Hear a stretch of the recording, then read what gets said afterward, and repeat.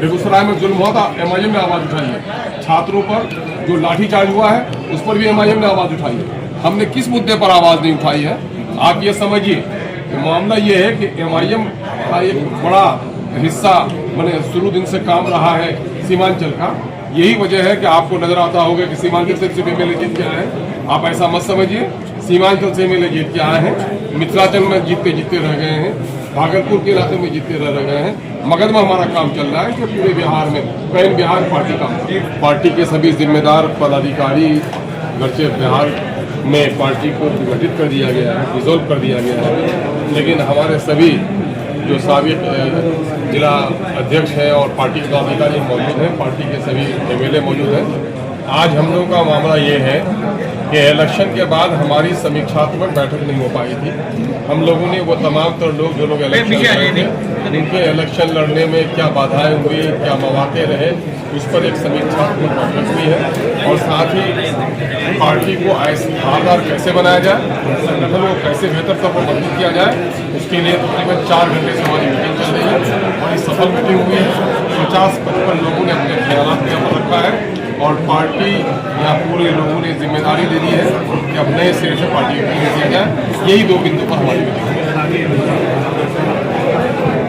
यकीनन है कि बिहार में एमआईएम इस वक्त गांव-गांव तक पहुंच चुकी है और लोगों की ख्वाहिश है कि एमआईएम के लोग भी 5 लोग अगर जीत के आए हैं तो काउंसिल में भी इनकी मौजूदगी होनी चाहिए। पिछले दिनों में राज्यसभा के इलेक्शन में हम लोगों ने सेकुलर विचारधारा का साथ दिया है। अब सेकुलर विचारधारा जो लोग अपने आप को पूछेंगे, अगर मेरा साथ उन्होंने लिया है, अब मेरा साथ उनको निभाना चाहिए। ऐसा भी लोगों ने यकीन भी दिलाया था। हम लोग इस बात को उसके सामने मिले।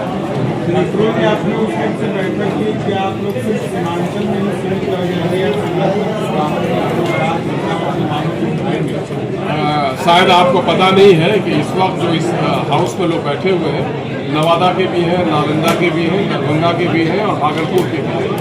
ये सारा सीमांचल नहीं है, पूरा बिहार है। और आप इस बात के भी गवाह होंगे कि सदन के अंदर बिहार के अहम तरीन मुद्दों को जो विपक्ष है, बड़े विपक्ष की पार्टी नहीं उठा पाती है, उसकी तर्जुमानी अगर कोई करती है तो एमआईएम करती है। आपको ये भी मालूम होगा कि अजहर को अगर मारा गया नालंदा में तो वहाँ पर आवाज़ एमआईएम नहीं जाकर उठाई। छपरा में जुल्म हुआ तो एमआईएम ने आवाज़ उठाई, जाकर के वैशाली में जुल्म हुआ था एमआईएम ने आवाज़ उठाई, बेगूसराय में जुल्म हुआ था एमआईएम ने आवाज़ उठाई है। छात्रों पर टीआरडी के प्रत्याशियों पर जो लाठीचार्ज हुआ है उस पर भी एमआईएम ने आवाज़ उठाई है। हमने किस मुद्दे पर आवाज़ नहीं उठाई है? आप ये समझिए कि मामला ये है कि एमआईएम का एक बड़ा हिस्सा मैंने शुरू दिन से काम रहा है सीमांचल का। यही वजह है कि आपको नजर आता होगा कि सीमांचल से सिर्फ एमएलए जीत के आए हैं। आप ऐसा मत समझिए, सीमांचल से एमएलए जीत के आए हैं, मिथिलांचल में जीतते रह गए हैं, भागलपुर के इलाके में जीतते रह गए हैं। मगध में हमारा काम चल रहा है कि पूरे बिहार में पैन बिहार पार्टी का।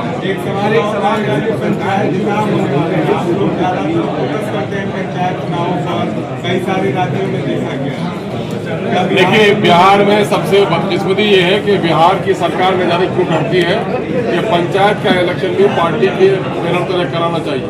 क्योंकि इस वक्त पंचायतों में जो मनमानी हो रही है या जिला परिषद में या पंचायत समिति में जो अविश्वास का मामला हो रहा है, पार्टियों का प्रतिनिधित्व नहीं होने की वजह से हो रहा है, इसलिए कराया जाना चाहिए। अगर ऐसा कुछ फैसला होगा तो एमआईएम आपको अगर नालंदा सीमांचल में अगर आपको नजर आता है, अगर मिथिलांचल सीमांचल में आपको नजर आता है तो कोई बात नहीं। सीमांचल में पड़ा है तो पार्टी एमपी का इलेक्शन भी लड़ी है, एमएलए का इलेक्शन भी लड़ी है, पंजाब का इलेक्शन।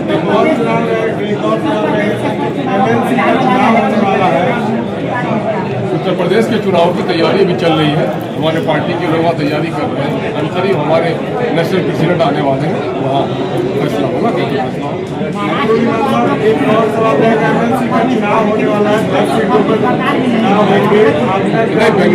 बंगाल में एसआईआर बिल्कुल इलेक्शन के करीब कराया गया। बंगाल में पार्टी जीती नहीं है, बंगाल लूटा गया। बंगाल में लूट की राजनीति हुई है। बंगाल में वोटरों के साथ धोखा हुआ, फ्रॉड है।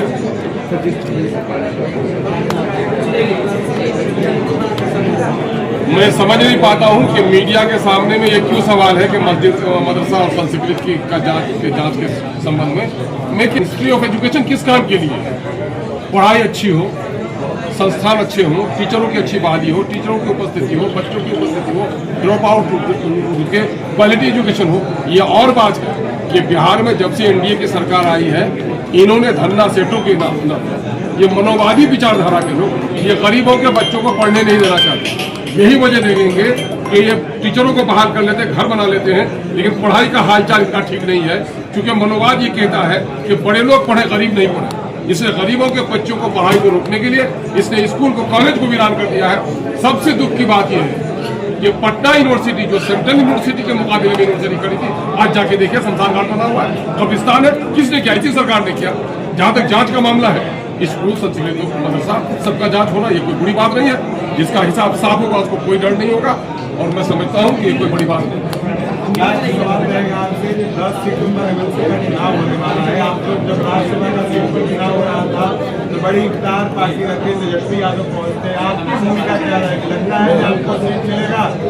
पार्टी में आप लोग भी थे, आप लोग भी थे। मसला ये है कि देखो गिव एंड टेक की पॉलिसी चल रही है, और हम लोगों ने उस वक्त उनकी विक्ट्री में हम लोगों ने साथ दिया है।